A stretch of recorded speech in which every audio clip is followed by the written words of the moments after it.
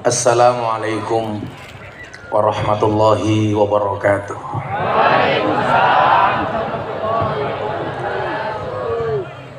Alhamdulillahil qail. A'udzu billahi samil alim minasyaitonir rajim.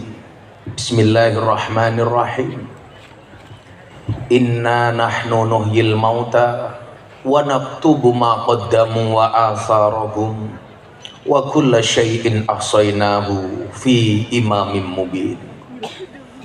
Allahumma salli wa sallim wa barik ala hadan nabiyil karim sayyidina wa maulana Muhammadin wa ala alihi wa sahbihi mujahidin at-tahirin. Rabbi shrah li sadri wa yassir li amri wahlul 'uqdatam min lisani yafqahu qawli, amma ba'du. Hadratal muhtaramin, para masyayikh, para kiai, para habaib, alim ulama, wabil khusus segenap zuriyah keluarga besar Ki Ageng Muhammad Besari, beserta para tokoh agama, tokoh masyarakat yang saya muliakan. Wabil khusus di belakang sana jauh-jauh datang dari Lampung, bapak ibu kandung saya. Itu bapak saya, itu ibu saya. Insya Allah besok tanggal 20 Juni bapak ibu mendapatkan panggilan dari Allah untuk ziarah Makkah Madinah. Saya doakan mudah-mudahan semua yang hadir segera dipanggil oleh Allah.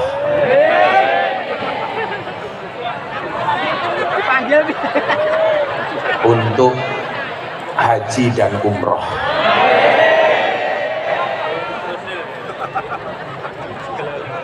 Sampingnya itu bapak mertua saya, sing Pak Jenggot itu mertua saya. Itu bapaknya Bunda. Manusia paling sabar sedunia, tak ece terus ratau nesu. Para pejabat yang berkenan hadir dalam semua tingkatannya, ada bupati paling familiar se-Indonesia. Tepuk tangan untuk Pak Giri. Familiar bukan karena banyak uang, tapi karena modal nekat dan gelubut kemana-mana. Ada juga Ibu Wakil Bupati yang subhanallah semakin hari badannya semakin besar. Tadi beliau bilang sama saya, maaf Gus, badan saya gemuk karena saya makan nasi, bukan makan hati. Walaupun sebenarnya itu hanya menghibur diri. Ya. Juga jajaran Forkompinda yang hadir, Bapak Kapolres, Bapak Dandim, dan seluruh camat serta kepala desa yang hadir yang saya hormati. Segenap panitia pengajian Haul Akbar Ki Ageng Muhammad Besari yang alhamdulillah secara istiqomah bisa menghadirkan haul setiap tahun, insya Allah istiqomah ila akhir zaman, yang sangat-sangat saya banggakan. Bapak Ibu warga masyarakat Kabupaten Wengker atau Ponorogo yang sangat-sangat saya muliakan. Yang pertama saya minta hadiah Fatihah Mamah Salmah garwane Abah Lutfi, kebetulan pulang dari Pamekasan kemarin. Allah uji dengan sakit. Ini besok tanggal 6 mau opnam, sehingga dengan sangat berat hati yang tadinya Abah dan Mamah bahkan mau sudah pesan kambing sama saya pengen masak di Ponorogo, tapi karena kondisi kesehatan yang menurun, Mamah Salmah sekarang sedang sakit, maka Abah dengan terpaksa harus mendampingi Mamah, nggak bisa tindak ke Ponorogo. Kita hadiah Fatihah, mudah-mudahan Allah angkat penyakitnya. Kagem Mamah Salmah, Al-Fatihah.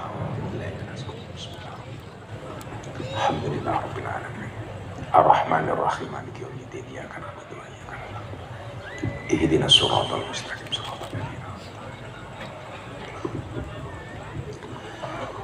Bapak Ibu yang saya muliakan, salah satu guru bangsa namanya Kiai Haji Abdurrahman Wahid alias Gus Dur. Ini salah satu role model saya di dalam beragama yang rahmatan lil alamin. Mohon maaf ada yang ketinggalan.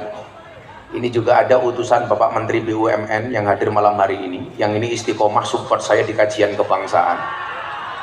Kayak cangkemnya ngopo ta iki.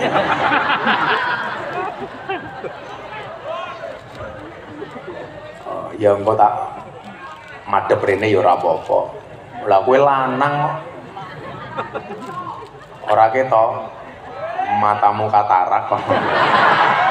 Gedene kaya ngene ora ketok iki. Ya. Ada sahabat saya, utusan Bapak Menteri Wadirut Main ID. Tepuk tangan untuk Pak Dani. Beliau ini anak angkat kesayangan dari Rois Am, Kiai Haji Miftahul Akhyar. Semoga-moga jadi menteri, Bro Dani. Dulu Gus Dur pernah bilang begini, orang meneng cangkemmu tak kekrek.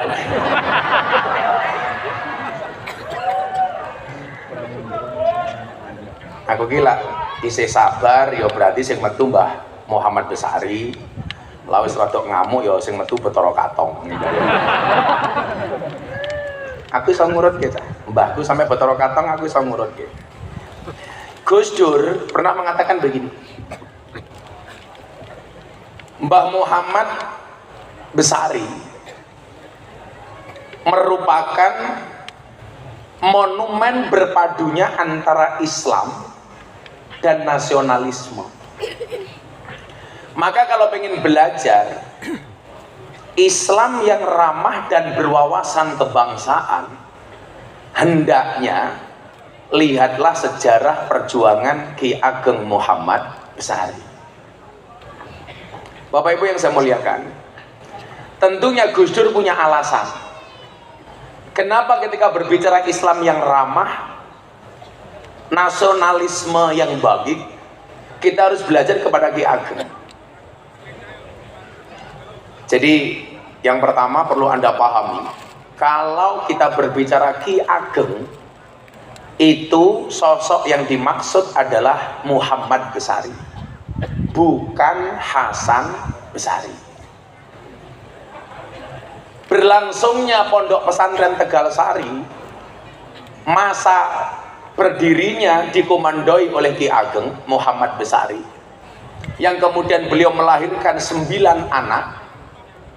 9 anak ini ada yang laki-laki, ada yang perempuan. 9 anak beliau itu yang pertama namanya Nyai Abdurrahman, kemudian yang kedua adalah Kiai Yakub, yang ketiga adalah Kiai Ismail, kemudian Nyai Bukhari, kemudian Kiai Ishak Coper, kemudian Kiai Khalifah, kemudian Mbah Kiai Ilyas, yang mbah saya itu Mbah Ilyas, kemudian Kiai Banjarsari, dan Kiai Zainal Abidin yang kemudian menetap di Selangor. Konon 9 ini dari anak laki-lakinya itu yang paling ganteng Kiai Ilyas. Faktanya apa? Ketika Adipati Trenggalek pengen menikahkan anaknya dengan salah satu keturunan Kiai Muhammad Besari, maka waktu itu yang mau dinikahkan adalah Kiai Zainal Abidin. Jadi mohon maaf, yang lamar bukan yang cowok, tapi yang lamar cewek dari Trenggalek. Boleh Pacitan ya, Pacitan. Dari Pacitan datang. Nah, dari Pacitan matur, Mbah Yai, pokoknya kula duwe anak ayu mangrabeke kalih anak jenengan terserah kula nderek. Yang jomblo statusnya saat itu ragil, Mbah Zainal Abidin. Tapi mohon maaf, Mbah Zainal Abidin beliau orang sakti, tetapi tidak dikaruniai paras yang tampak. Setelah utusan Pacitan datang, Mbah Ilyas diperintah sama Mbah Muhammad Besari untuk mengantar sang bungsu Kiai Zainal Abidin, ini posisinya belum haji, untuk bisa sowan ke Trenggalek. Pacitan. Sampai Pacitan ternyata mbak yang mau dinikahkan lebih terpesona dengan ketampanan Kiai Ilyas dibandingkan kepada Kiai Zainal Abidin. Maka mohon maaf, sing arepe ngerabi Mbah Zainal Abidin ternyata mbaknya ini lebih tertarik kepada Kiai Ilyas. Mergo Kiai Ilyas kuwi ganteng. Kiai Ilyas itu punya anak 3, nomor 1 namanya Nyai Madarum, punya adik namanya Kiai Hasan Besari. Nyai Madarum punya anak Kiai Jalal Iman, Karyonawi, Muhammad Usman, Boniran, Muhammad Muradi, Miftah, Maulana Habibur Rahman. Nah, jadilah jenengan saniki ndelok Gus Miftah niku kok ganteng. Niku mergo keramate Mbah Kiai Ilyas. Oh, A1 bro, A1. Tapi memang falikuli sayin maziyah. Semua orang itu punya kelebihan masing-masing. Ini sebelum saya ngomong soal kebangsaan Mbah Muhammad Besari, di mana kelebihan Mbah Zainal Abidin? Ini orang sakti. Jadi lah kiai ini gula ya ono sing mambu sakti ini, ono sing mambu ali ini. Mbah Kiai Zainal Abidin itu terkenal kesaktiannya. Nanti saya sampaikan. Begitu pulang dari Pacitan, malu. Cinta ditolak. Dukun bertindak mata murah. Kula cah Tegalasari saiki. Cinta ditolak, Samsudin bertindak. Ya. Bahaya dah. Orang masa putune Mbah Muhammad Besari kok bahaya. Begitu pulang, matur sama Mbah Yai Muhammad Besari. Pak, kula isih arep rabi rasido. Jadilah rupa-rupa bocah hadroh iki umpamane kowe ditolak karo cewek ya. Mungkin nasibmu kaya Mbah Zainal Abidin. Jadi ya ana sanate ya. Sanat ditolak iki ya ana. Kemudian rupa-rupa pas-pasan ini Sarawak. Walah bocah hadroh duwene mung sarung, kamu jawab, jangan lihat sarungnya tapi lihat ilmunya goblok.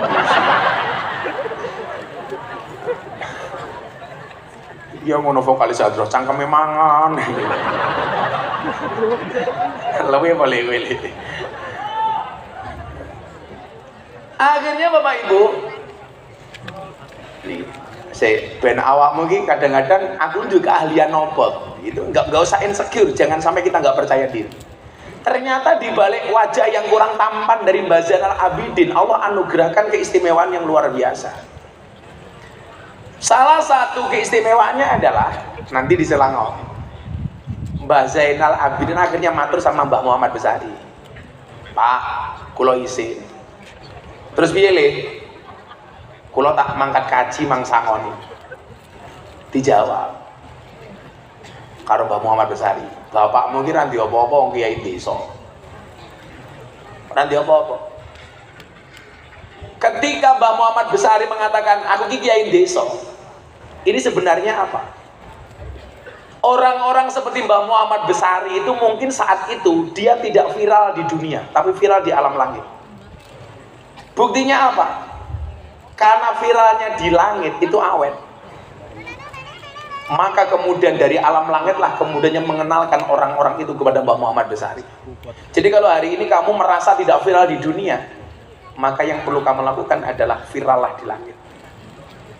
Kalau kamu nggak bisa FYP di dunia, nah minimal kamu FYP di langit. Sehingga mohon maaf, karena FYP-nya di langit, coba Anda lihat hari ini hampir semua orang tahu Mbah Muhammad Besari. Siapa yang mengenalkan? Bukan medsos, tapi jalur langit. Aku Kiai desa matur kepada emasnya tadi Mbah Kiai Ilyas, bapak orang di duit ya bro, kaya Mbah Icuk nanti duit. Akhirnya matur, wis to njaluk bapak iki wali, lamun duit enteng. Mergo dipaksa kali Mbah Zainal Abidin, Mbah Besari niku salat 2 rakaat. Akhirnya si Zainal Abidin putrane niki diceluk. Kowe rene oleh. Begitu dipanggil, ya wis kowe juga sangu ning ngisor sajadah. Begitu dibuka sajadahnya Mbah Muhammad Besari, isinya emas berlian. Jika sak cukupnya nggih mangkat kaji. Singkat cerita budal. Ler. Mangkat. Zaman sama orang burung. Ana numpak kapal. Orang numpak pesawat. Numpak CB mbahmu CB. Haji numpak CB. CB iki tulisannya apa? C karo B. Awakmu ngerti kepanjangannya apa? Cocote bosok. Ya bahaya lah kowe dange ra teko ya bahaya cangkem kowe.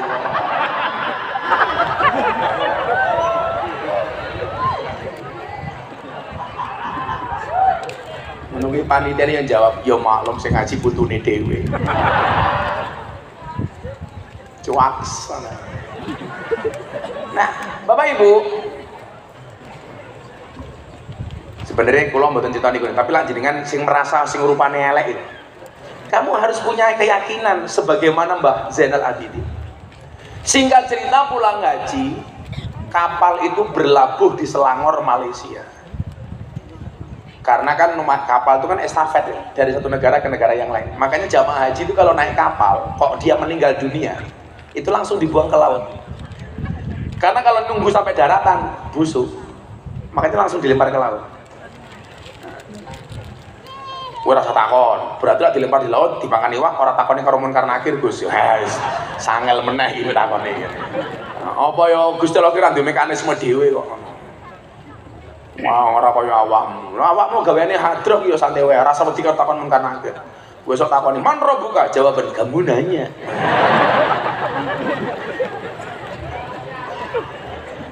Iya, buk cangkemmu. Ora bahaya ta? Ora. Nah, Allah berikan maziyah kepada Mbah Zainal Abidin ini, mohon maaf, kelebihan di dalam pengobatan. Tapi bukan dukun. Bedane dukun karo wali ya boleh. Lak wali iki duwe kelebihan sangka Gusti Allah jenenge karomah firasat. Lak dukun ku ya sorry. Sihir, ramalan. Beda.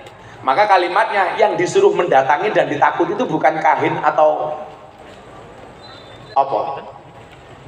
Kahinan itu dukun, kalau ahli ramalan itu namanya arofan, arof. Itu namanya tukang ramal. Yang didatangi bukan arof, bukan kahin, tapi ittaqu firasyatal mukmin. Takutlah kamu dengan firasat orang mukmin. Kalau kita firasat kan ngawur. Wong anu firasatku ki opeh tamu iki lha ngopo? Kae ning ngarep akeh manuk. Dadi la firasate wong Jawa ki mergo omahe akeh manuke, engko ana akeh tamu. Matane keduten. Wah. Apa? Rezeki mentuk duit. Lah, sing pertanyaanku lak sing keduten titite. Ayo kowe apa kowe? Apa maknane?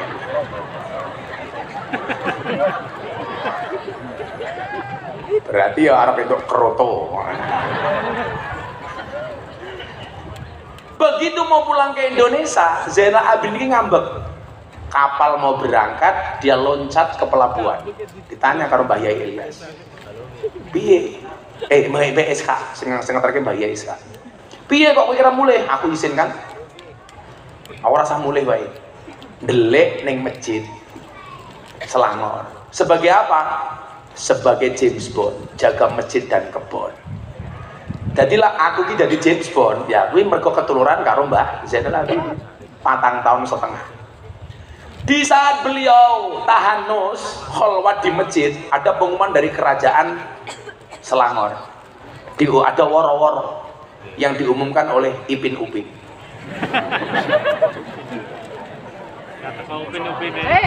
Iki Ipin Upin bilangnya. Baca cuwilik ini manusia sebiral ini.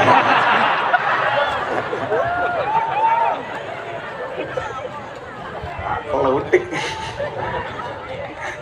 Perci. Jaluk Gus matamu. Aku ora ngombe jaluk Gus.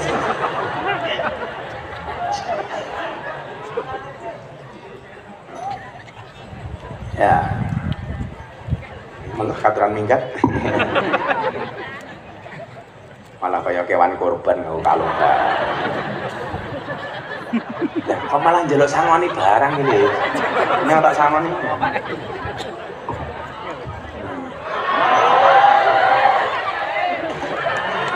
Nggih nembe teng Ponorogo ana kiai ngaji dipalak iki.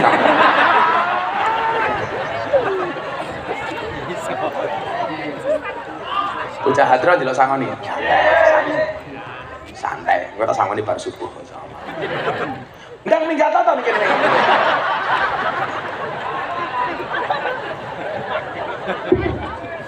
Woro-woro diberitahukan kepada masyarakat luas, anak kesayangan dari Raja Selangor sedang sakit.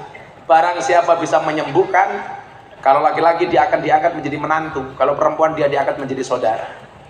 Zainal Abidin ngerumu, parani, tambani mari. Itulah sejarah pertama kali reog masuk ke Malaysia. Makanya kenapa ada upaya dari Malaysia mengklaim reog sebagai budaya dan tradisi mereka. Makanya mohon maaf Pak Bupati, kita harus lebih mempertahankan kearifan lokal, budaya-budaya lokal seperti reog. Makanya itu alasan kemarin saya di Surabaya ditanya sama wartawan termasuk dari Australia, Gus Miftah kenapa kok seneng banget ngomong dancuk? Saya jawab, iya, saya itu menjadi orang yang konsisten dan istiqomah ngomong dancuk. Kenapa? Dalam rangka mempertahankan budaya lokal. Itu alasannya gua Bu. Karena saya khawatir kalau nggak ada kiai viral yang mengucapkan dancuk secara konsisten, maka ada kemungkinan dancuk akan diklaim sebagai milik Malaysia. Lah kalau hari ini mereka mau mengklaim nggak bisa, karena yang paling istiqomah ngomong dancuk adalah Gus Miftah. Jejak digitalnya jelas. Jadi kalau saya besok di alam kubur ditamunkan akhirnya, Miftah ngopo cangkem mau ngomong dancuk? Kearifan lokal bro, kagum. Nah, kembali ke Mbah Muhammad Besari. Jadi lah awakmu sing rumangsa nanti kelebihan ya. Kok rupamu elek. Ya, kalau rupamu elek berarti skillmu kudu duwe. Minimal gitulah. Kalau kamu sadar kamu tidak good looking, ya minimal good skill. Lebih bagus lagi kalau good rekening. Wis ora good looking, ora good rekening, God jenenge. Lah sing penting good morning. Tangi jam 12 good morning. Gus Dur mengatakan begini, zaman Mbah Muhammad Besari ini adalah merupakan gambaran antara berpadunya Islam dengan nasionalisme. Apa yang menjadi atau dalil pendukung atas pernyataan Gus Dur itu? Coba kita lihat. Karena kalau dilihat dari sisi nasab, Mbah Muhammad Besari itu dari ayah merupakan keturunan dari Raden Wijaya Majapahit. Kemudian dari nasab ibu itu dari Bunyai Anom Besari, nasabnya nyambung sampai baginda Rasulullah Muhammad Sallallahu Alaihi Wasallam. Tapi hebatnya dzurriyyah Mbah Anom Besari. Kalau undang-undangin nasab lah gini loh. Ini kan sekarang lagi rame nasab ya, antara kiai dengan Habib itu. Kalau saya no comment saja lah. Karena saya muhib bin dihab Habib Lutfi. Garis keras. Ceramah saya di Kanjus Sholawat gara-gara ada pertanyaan, bener nggak orang seperti Habib Lutfi itu dzurriyyah? Saya bilang, kalau kamu bertanya kepada Habib lain silahkan, tapi kalau kamu menyaksikan dan meragukan dzurriyyahnya Habib Lutfi, tak gebuk cangkem. Ya suulah adab le. Kalau aku yang ngerasani Habib Bahar ya urusanmu lah. Tapi lah sekelas Habib Lutfi mau rasani gila ya orang waras. Bener kan? Loh, Habib Lutfi loh bro. Habib Lutfi itu rois am seumur hidup Jatman, Jamaah Ahli Thariqah An-Naqsabandiyah. Beliau merupakan presiden ulama sufi sedunia.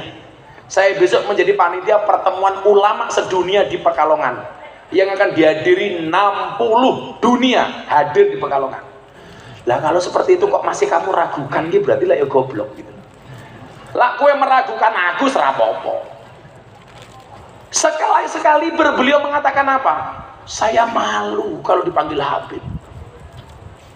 Saya malu kalau melihat Habib mengatakan di dalam tubuh saya mengalir darah Rasulullah. Dan ternyata banyak sing hoak. Contoh, dulu orang manggil Habib ternyata bukan Novel Bamukmin Jakarta sing ngompong kayak.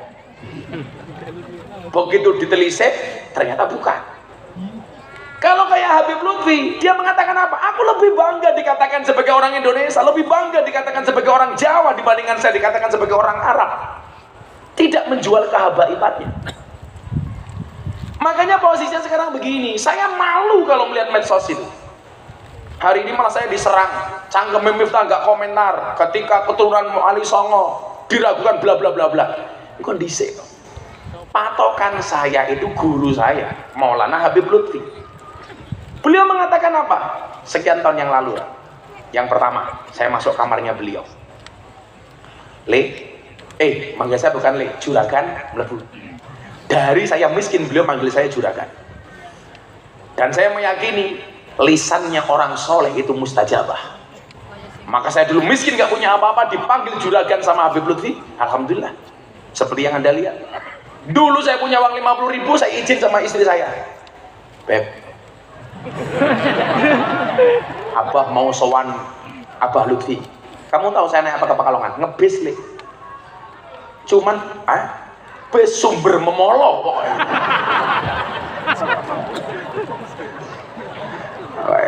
Cintaku kepada orang Ponorogo itu seperti bis sumber kencana. Semakin malam semakin ugal-ugalan. Soalnya ben aku di mobil pertama kali tabrak karo sumber kencana yang Klaten tak kan. Mobil Camry kayak lebih biar tabrak. Saya mau berangkat itu. Saya bilang, Bunda punya uang berapa? 50.000. Boleh nggak uangnya saya pinjam? Abah mau tindak pundi? Mau ke Pekalongan soal Abah Lutfi. Masa ketemu Abah nggak ada salam tempel pun? Uang 50.000 tok nih. Saya berangkat. Lah awak mesti ngomong susah kita kandani. Sregepno, sowan ngomong soleh ngomong kayak gini. Saya punya pengalaman itu. Akhirnya saya berangkat, salam tempel. Saya baru masuk rumah beliau, masuk atas. Juragane teko. Saya tuh wisin, saya miskin kok dipanggil juragan. Salam tempel.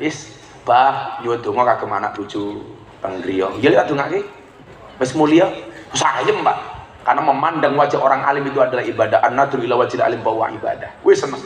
Pulang malam, anak saya baru usia 1,5-2 tahun nangis mergo ora duwe susu.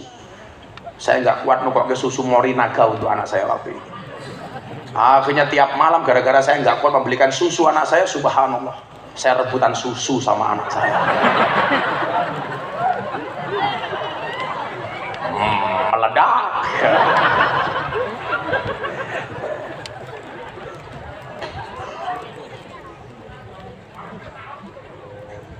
Pernah nempel matamu, nempel susu kok nempel gila. Suara gari Pak Giri rusak cangkem ini. Nah, satu ketika saya mau cerita bahwa kejadian hari ini itu sudah disampaikan Habib Lutfi sekian tahun yang lalu. Makanya saya tidak berada di pro yang satu atau kontra yang satu, enggak. Karena apa? Saya enggak ada dawuh dari guru saya, dari Habib Lutfi. Waktu itu pertama kali bilang begini, pas saya mau bikin pesantren pertama kali tahun 2011-2012, pertama kali pindah ke Kalasan. Juragan masuk, mlebu kamar. Abah duduk seperti ini, saya duduk di bawah, saya pijiti kaki beliau. Ini saya ceritakan supaya jenengan yang pengen mersani Abah Lutfi malam hari ini tidak terlalu kecewa karena beliau tidak hadir. Undang-undang panitia kalau ngundang Habib Lutfi itu noto hati. Teko rawuh alhamdulillah, ora rawuh alhamdulillah. Yang menjadi masalah sekarang ada banyak kiai yang kalibernya tidak seperti Habib Lutfi. Karepe lak diundang ngaji modele kaya Habib Lutfi. Jadi bisu-bisui matamu kok. Lah Habib Lutfi ora rawuh sekarang misui sapa? Iso guwing cangkemmu. Ayo. Makanya santai tak iki.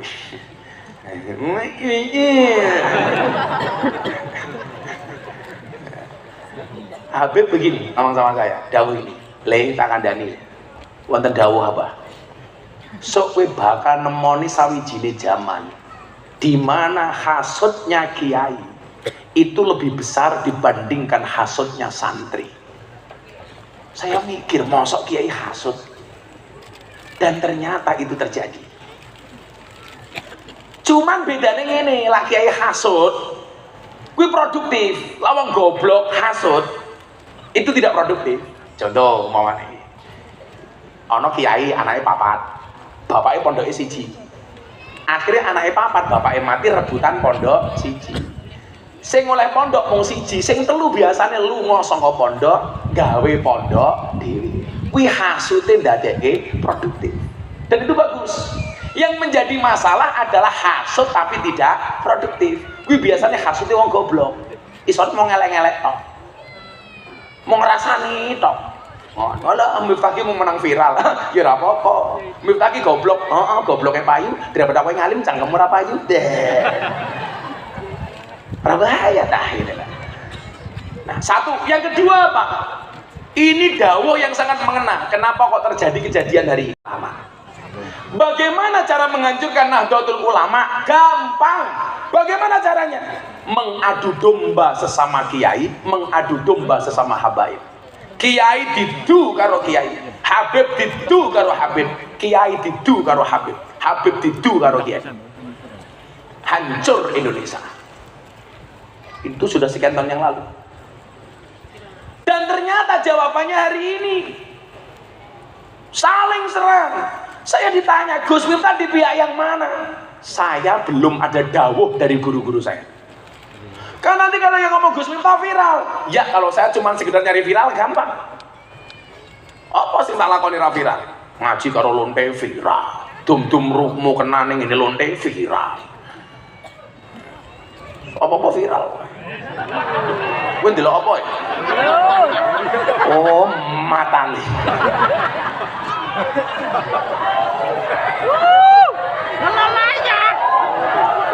Kalau itu bukan begengge, kalau itu pural.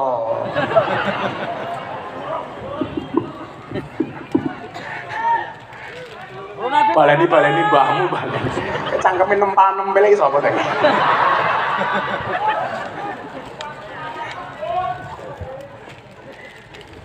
Itu yang dimaksud dengan ittaku firasyatal mu'min fa innahu yang duru binurillah. Nurnya Allah itu sebelum diketahui oleh halayak umum, oleh Allah sudah dititipkan kepada orang-orang yang seperti ini. Maka kadang-kadang kejadian berikutnya sudah disampaikan sebelumnya. Kalau bahasanya wong Jawa napa? Weruh sadurunge winara. Ini bukan ramalan, tapi firasat. Sekelas Habib Lutfi itu beliau sampaikan sekian tahun yang lalu. Maka hari ini saya tidak komentar kepada mereka yang silakan tes DNA atau yang menolak. Maksud saya cuma satu, ayo sama-sama introspeksi diri. Awakmu sing ora Habib, sing ora duriya Kanjeng Nabi, ya ora usah ngaku-ngaku. Yang merusak duriya itu siapa? Banyak yang sebenarnya bukan duriya tapi ngaku-ngaku duriya. Kayak saya bilang sama Mbak Icu, kalau nasab saya ke Mbah Muhammad Besari itu diragukan umpamanya, aku ora usah dadi putune Mbah Muhammad Besari ora apa-apa, sing penting aku tak ngabdi karo Mbah Muhammad Besari dengan caraku. Itu jauh lebih gagah. Apa aku ora beban umpama duwe mbah kaya Mbah Muhammad Besari, kaya Mbah Hasan Besari. Coba kita lihat hasil didikan Mbah Muhammad Besari sampai cucu-cucunya melahirkan orang-orang yang luar biasa. Ono Antawiryo, ono Ronggo Warsito, ono Cokro Aminoto, orang-orang top. Sehingga apa? bagi cucu-cucunya Mbah Muhammad Besari kudune isin. Kalau hanya mengatakan aku putune Mbah Muhammad Besari, pertanyaan saya, prestasimu apa, Cok? Apa prestasimu?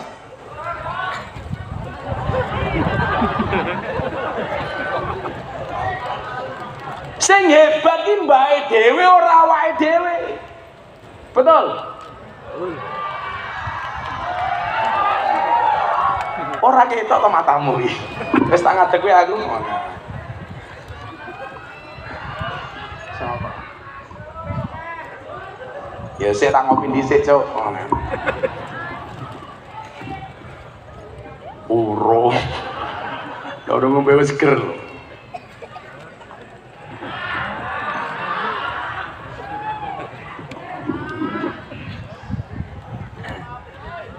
Wong ki lak bengi ngopi, isuke mati, kowe ra mungkin tak mesti insyaallah derajate husnul khotimah. Soalnya malaikat yang ngerti, oh mabengi bar lalekan dikit ngombe kopi. Terus ngomongan mangan kacang, dikira nonton bioskop tak kandhani.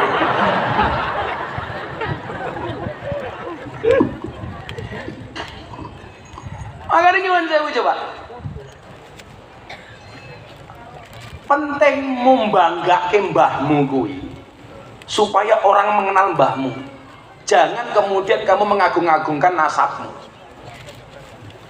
Abah Lutfi mengatakan apa? Aku rasa mak celuk wong Arab. Wong Jawa wae.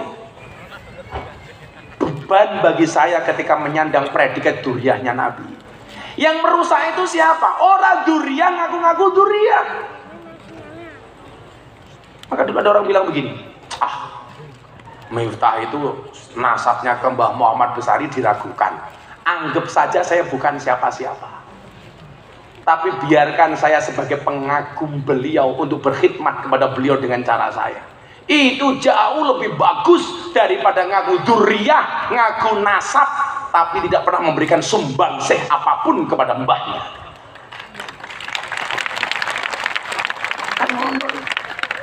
Kamu tahu kenapa saya dandani makam Simbah? Salah satu torekoi Habib Lutfi itu makam wali-walinya Allah itu dipugar yang bagus. Mosok waline Gusti Allah kok makame elek. Jadi brodani kalau nanti ziarah ke sana. Wow, sekarang makamnya mewah. Marmernya nggak kalah sama makamnya Pak Soeharto. Kagak bro. Meledak matamu, makamnya wali kok meledak gitu.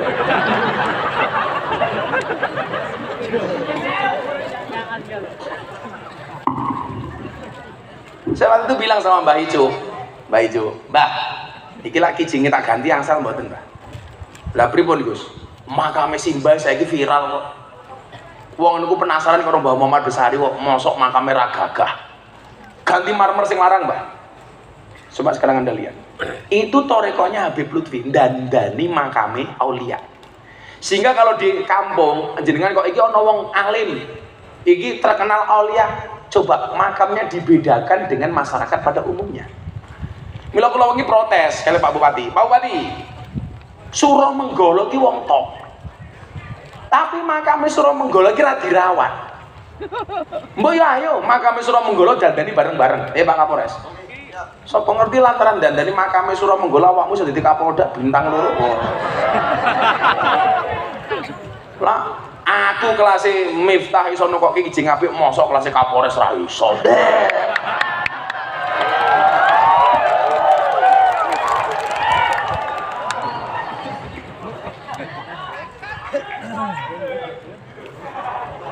Garek bupati nih. Bupati ki isone mung tanda tangan nak duit kere cah kita kan.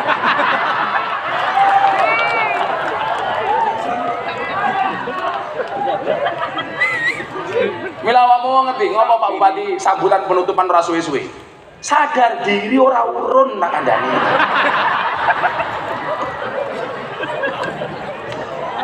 Ngap.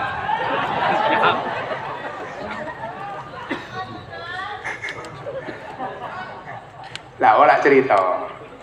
Gus, lah kula maju bupati mulai pripun? Gampang, ning Ponorogo ana pirang kecamatan? 21 kecamatan. Seminggu pisan Gus Miftah ngaji keliling kecamatan kowe dadi meneh bupati. rungokno kuwi.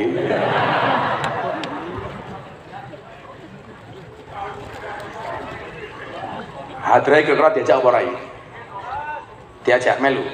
Insyaallah besok melu aku sampai surga. Amin. Nah ya kuwi aku ning surga kelon karo bidadari awakmu hadrawan.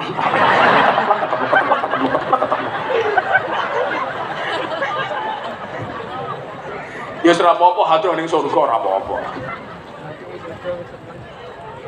Nempel. Karo bidadari kok nempel. Nah. Apa saja kira-kira yang gini perdebatan antara habaib sama kiai, wis lah introspeksi masing-masing. Kowe ngaku Gus, ngaku anake kiai, kuwi dosane luwih titik tinimbang awakmu ngaku duriyae Kanjeng Nabi. Kowe ragu diceluk Gus ora apa-apa wis. Mila awakmu ngundang pengajian Gus, mentang arep ngundang ning panggung, ora usah mok dawak-dawak kowe. Ora ono sohibul apa. Acara selanjutnya inti pengajian kepada Gus Miftah dipersilakan. Wis ngono wae. Ora usah kadang-kadang duwawone mau idzatul hasanah alias tausiah. Inti ceramah malam hari ini akan disampaikan oleh sahibul fadilah wal karamah wal maksiyah.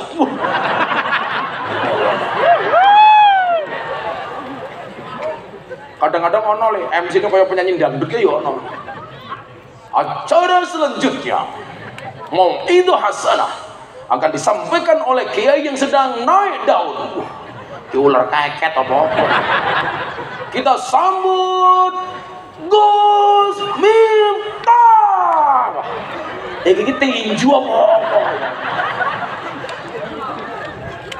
Setelah menarik belas. Jadi wis lah, nggak usah diperpanjang. Panas rasanya nyawang-nyawang ngoten. Awakmu sing ra Habib ya ora usah ngaku Habib, tahu diri. Ora duriannya Nabi ya ora usah ngaku duriannya Nabi. Ning lah awakmu takon, Gus, duriyae Kanjeng Nabi niku tasih wonten apa mboten? Kuwi tak jawab. Jelas tasih wonten, soalnya napa? Syarafun nasabi min salasi jihatin. Kata Imam Al-Ghazali, nasab, kemuliaan nasab bisa dilihat dari 3 sudut pandang. Yang pertama apa? Al-intiha ila syajarati Rasulillah sallallahu alaihi wasallam fala yu'adilahu syai'un.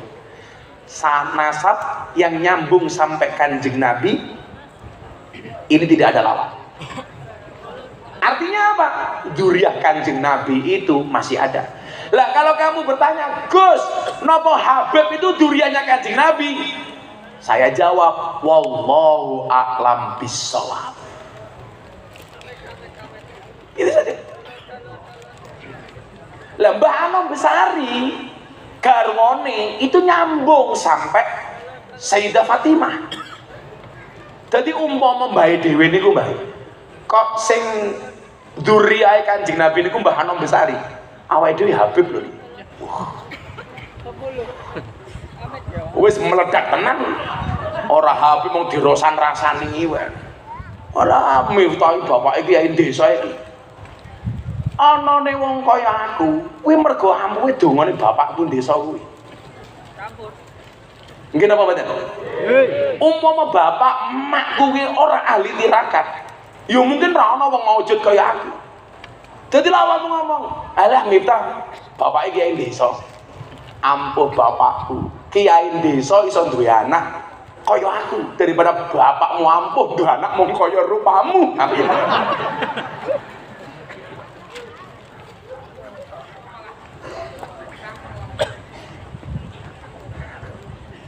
Sarap umat mendasmu apa wes aku. Bu,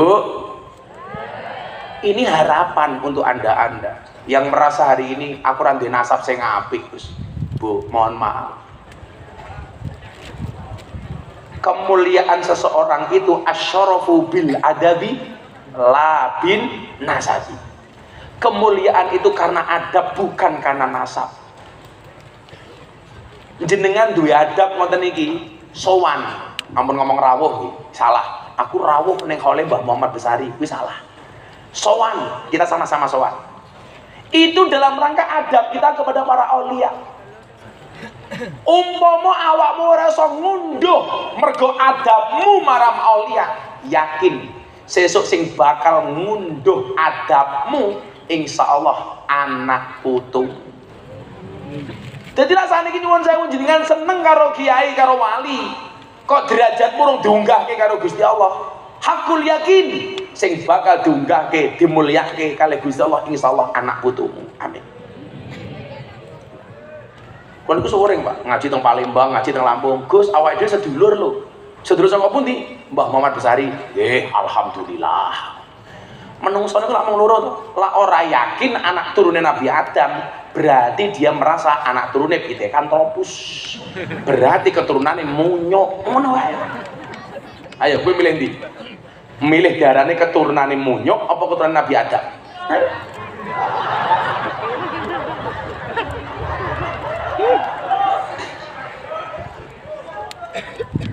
Sangel. Sadurunge Pak Dani, mungkin Pak Dani tak minta sambutan, walaupun nggak panjang-panjang Pak Dani. Siap-siap sambutan, siapkan materinya, tarik napas 1 jam. Calon menteri ini. Aku rapi solawat, nguri-nguri budaya. Mau tabuhi kena, ora mau tabuhi ora apa-apa. Wong bayaran ora jelas. Terus tak sangone kok tak sangone sampe. Pi Pak Bonda, aku meneng jok mobil mburine ana amplop gorene. Tak dum-dume ngene. Ning jero mobil kono. Lho, mau ngabang duitku dolar, Cuk. Bupati ning ngono. Sallu ala Nabi Muhammad. Do elingo iki jamane wis tuwa, tuntunan agama do dianggep kuno, lakonono ajarane wali songo sing ra kersa aja nyacat aja ngina. Allahumma sholli wa sallim ala sayyidina wa maulana Muhammadin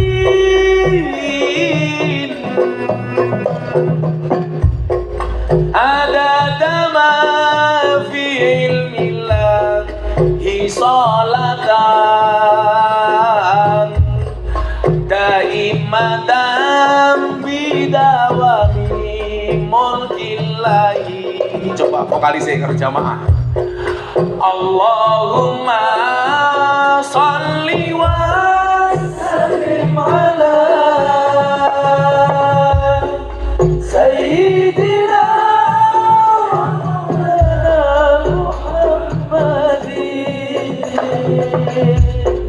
adada ma fi ilmillahi salatan daimatan bidawai mulkillahi.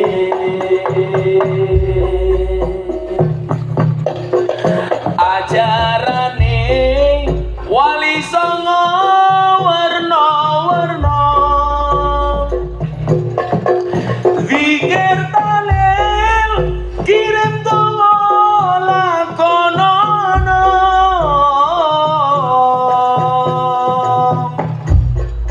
maca Quran lan sholawat kulinano, ziarah kubur aja nganti dilalekno. Allahumma sholli wa sallim ala sayyidina Muhammadin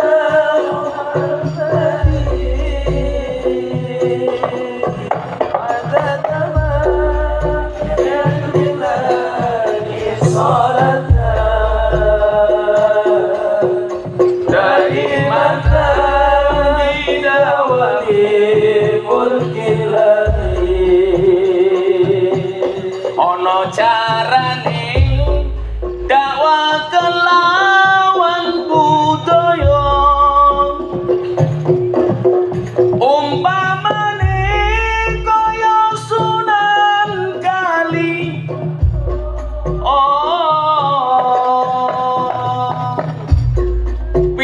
tuture mlebu ati ora krasa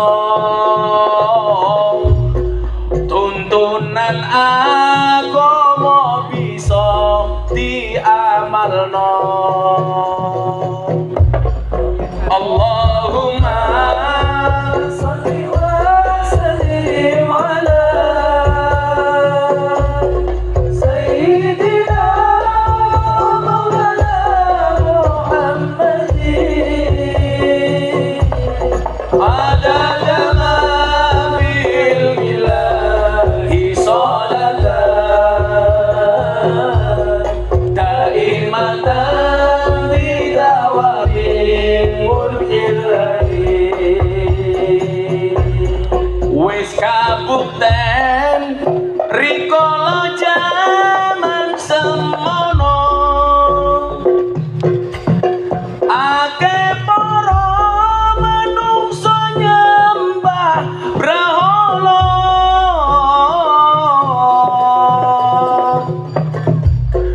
banjur sadar laku musyrik ditinggalno padha nderek ajarane wali songo. Allahumma sholli wa sallim ala sayyidina maulana Muhammadin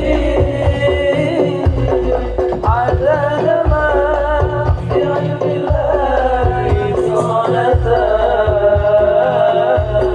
daimatan bidawami mulkillahi. Coba hadroy mandek jamaah sing banget bareng-bareng.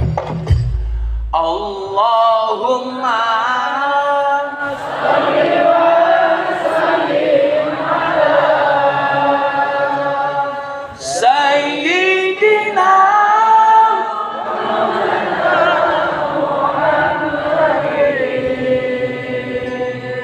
adada ma fil milahi sholatan daimatan bitawalil mulkillahi. Sepindah malih. Allahumma sholli wa sallim ala sayyidina maulana Muhammadin adada ma fil milahi sholatan daimatan bidawami mulkillahi. Baru tak tambahi syair tentang kematian. Senajan berbondo-bondo morine mong sarung ombong anak bojo mara tuwa yen wis nguruk banjur lunga. Allahumma sholli wa sallim ala sayyidina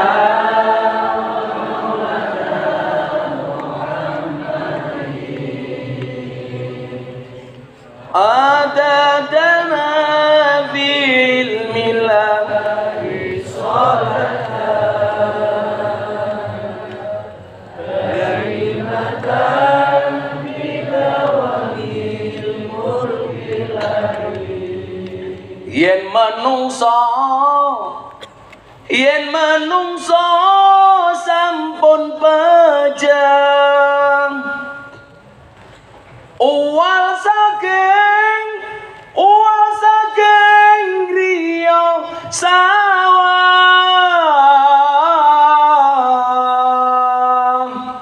najan nangis anak simah nanging kempal boten betah Allahumma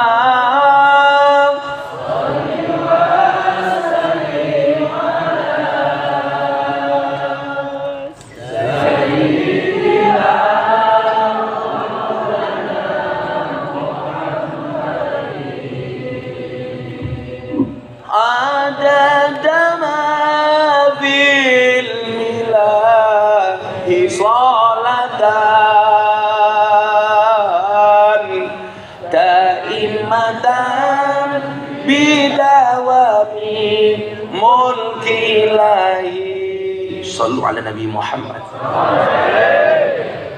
Tidak, bocah-bocah atulah diarang semenulang nih. Yang tak sangoni ini, ndi bu bosahku mau suwe men ora sido.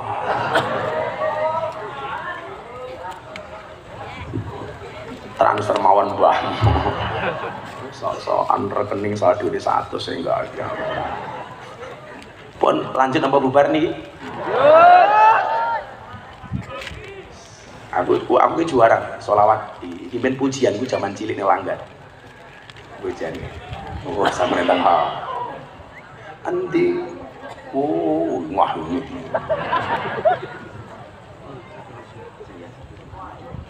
Bukan. Sing amplop tadi lho. Oh, itu. Ana. Ana iki. Sana.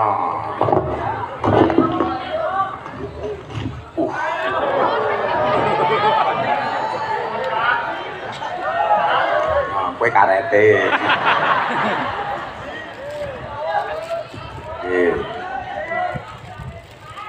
Siji loro 10 juta, sing 10 juta tak balikin yang panitia, di panitiane. Ketua panitia sapa iki? Pak Lurah, balikin Pak Lurah. Wikas tahun ngarep. Ngato kok Pak Lurah, asasine sing rupamu koyo kok infak kok.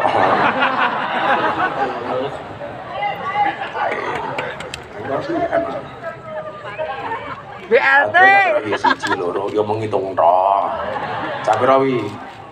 Pecel lagi sak mangkok ning sak piring mau Ponorogo piro? 5.000, sejuta cukup. Ya. Sing rupane paling mesake sapa? Ya kowe iki lho, ora tau sing mau dudung. FYP. Ning mburi ana sapa kuwi? Ana Bupati, Dandim, Kapolres. Tak kei 100.000 nggih jimat ben ra maling di negara. Ayo. Pak Bupati jimat 100.000 rene.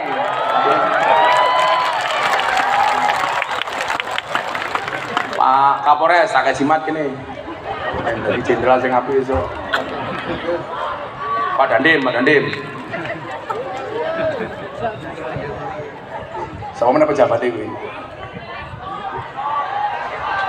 Hah? Wes. Endi sama deh? Mat, rene wong mat. Camat, dijimat. Ya. Hah? Wartawan bodrek. Ya wis engko meneh. Jamaah yang ngersake. Untuk jamaah yang minta doa saya doakan, yang minta maaf saya maafkan, yang minta uang saya minta maaf ya. Pak, calon menteri ini sambutan 3 menit, minta mic-nya, Pak. Oh, wakil bupati ini urung ini, sing lemu kene urung lemu kan. Nah. Ayo, ngadep. Beleng. Ijiman, Bu Babu. Meledak panggungku. Mas Dani sini sambutan 3 menit, Mas. Wakilnya Pak Erick Thohir ini soalnya. Ini, sini. Assalamualaikum warahmatullahi wabarakatuh. Salam sehat selalu untuk seluruh warga Ponorogo. Yang kami hormati dan memuliakan para kiai, para alim ulama, wabil khusus Pak Bupati, Ibu Wakil Bupati, Bapak Camat, Pak Dandre, Pak Dandim, Pak Kapolres, para santri yang berbahagia. Alhamdulillah kami semua diberi kesempatan oleh Gus Miftah untuk bisa hadir di Ponorogo sebagai bagian yang tidak terpisahkan dari orasi kebangsaan yang merupakan perintah dari Bapak Presiden, dari Pak Menteri BUMN agar kita semua bisa mensosialisasikan program pemerintah dan juga membantu masyarakat dalam program pemberdayaan masyarakat. Karena ini sudah menjadi kewajiban bagi BUMN untuk membantu memberdayakan masyarakat dan meningkatkan kualitas sumber daya manusia. Perintah dan arahan Pak Menteri BUMN kepada kita semua sangat jelas bahwa kita harus meneruskan legasi, ajaran, warisan, pemikiran, dan meneladani para pendahulu kita, para kiai-kiai besar kita, wabil khusus Kiai Haji Ageng Besari, Muhammad Besari. Ini adalah panutan kita semua yang mana nilai-nilai itu harus kita kejawantahkan sebagai generasi penerus, khususnya kita sebagai generasi muda, agar pemikiran itu terus abadi dan memberikan marwah bagi negeri kita ini. Insya Allah kalau kita meneladani para alim ulama, para kiai, insya Allah akan memberikan keberkahan untuk kita semua. Insya Allah Pak Bupati, Bu Wabub akan hadir di Ponorogo ini, generasi-generasi Indonesia yang handal. Masa depan, pemimpin masa depan Indonesia hadir dari sini. Menteri, Presiden, bahkan Gubernur hadir dari Ponorogo. Dan ini adalah kewajiban BUMN. Kewajiban BUMN untuk Indonesia, wabil khusus malam ini untuk masyarakat Ponorogo.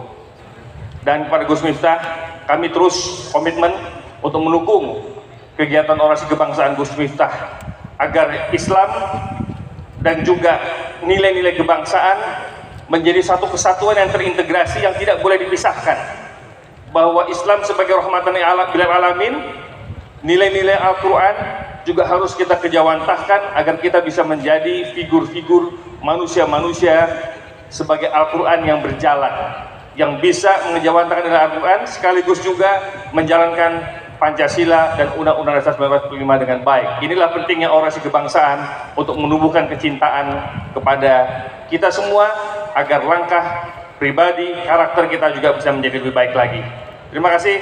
Hidup Ponorogo, salam sehat selalu dan majulah Ponorogo. Terima kasih. Assalamualaikum warahmatullahi wabarakatuh. Waalaikumsalam warahmatullahi wabarakatuh. Terima kasih. Hidup PSSI. Ponorogo buat Ibu Bupati kentir, Ibu Kiai kentir, ras kabeh kentir apa dia.